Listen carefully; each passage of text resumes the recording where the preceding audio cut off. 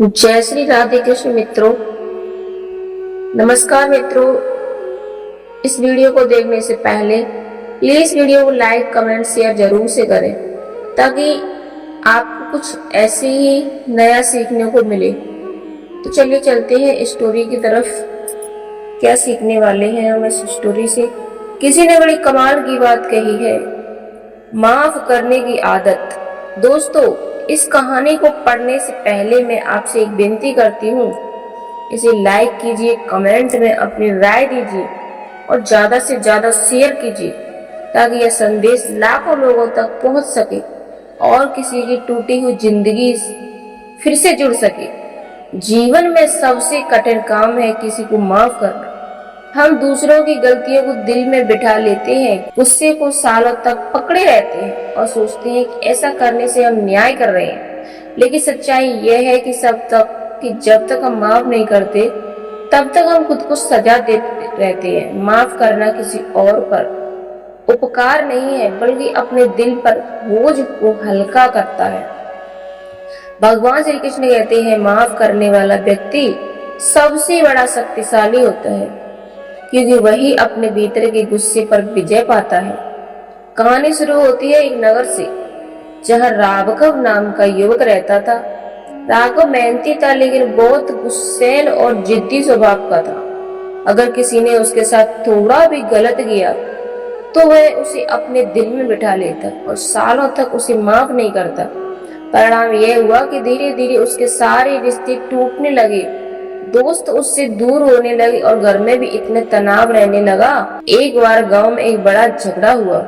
पड़ोसी ने राघव के खेत में जानवर छोड़ दिए जिससे उसकी फसल खराब हो गई। राघव का गुस्सा चरम पर पहुंच गया। उसने कसम खा ली कि वह पड़ोसी को कभी माफ नहीं करेगा। वह दिन रात यही सोचता कि उसे सबक कैसे सिखाए। धीरे धीरे उसका मन अशांत हो गया, नींद उड़ गई और जीवन दुखी हो गया।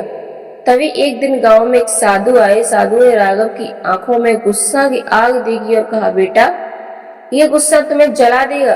तुम सोचते रहो कि तुम अपने पड़ोसी को सजा दे रहे हो, लेकिन सच्चाई यह है कि तुम खुद को सजा दे रहे हो। राघव ने गुस्से में कहा, लेकिन अगर मैं उसे माफ कर दूं तो मेरी इंसल्ट होगी, लोग मुझे कमजोर समझेंगे। साधु मुस्कुराए और बोले, बेटा, माफ करना कमजोरी नहीं, ये सबसे बड़ी ताकत है। गुस्सा रखना आसान है लेकिन माफ करना कठिन है और जो कठिन है वही महान है। भगवान श्री कृष्ण कहते हैं, जिसने क्षमा करना सीख लिया अपने भीतर ईश्वर को पा लिया। साधु ने राघव को एक उदाहरण दिया। उन्होंने कहा, मान लो तुम्हारे हाथ में जलती हुई आग है और तुम उस आग को किसी और पर फेंकना चाहते हो, लेकिन जब तक तुम उसे फेंकोगे नहीं वह आग तुम्हारे ही हाथ को जलाती रहेगी। गुस्सा और द्वेष वैसा ही है, जब तक तुम उसे पकड़े रहोगे वह तुम्हें ही जलाएगा। राघव की आंखों में आंसू आ गए। उसने पहली बार महसूस किया कि सच में वह पिछले कई वर्षों से खुद को ही जला रहा था। उस दिन उसने निश्चय किया कि वह अपने पड़ोसी को माफ करेगा। अगले ही दिन राघव अपने पड़ोसी के घर गया और कहा, तुमने गलती की थी लेकिन मैंने तुम्हें माफ कर दिया। अब हम फिर से दोस्त बने। पड़ोसी यह सुनकर हैरान रह गया और उसके पैरों में गिर पड़ा। दोनों गले मिले और वर्षों पुराना झगड़ा समाप्त हो गया। धीरे धीरे राघव ने अपने जीवन में माफ करने की आदत डाल ली। जो भी उसे दुख पहुंचाता वह उसे दिल से माफ कर देता। उसका चेहरा खिलने लगा, उसका मन शांत रहने लगा, रिश्ते मजबूत हो गए। अब लोग उसे गुस्सैल नहीं बल्कि उदार और शांत व्यक्ति कहने लगे। भगवान श्री कृष्ण कहते हैं, क्षमा वह दर्पण है जिसमें आत्मा अपनी सुंदरता को देखती है। राघव अब समझ गया कि माफ करना दूसरों के लिए नहीं बल्कि खुद के लिए जरूरी है।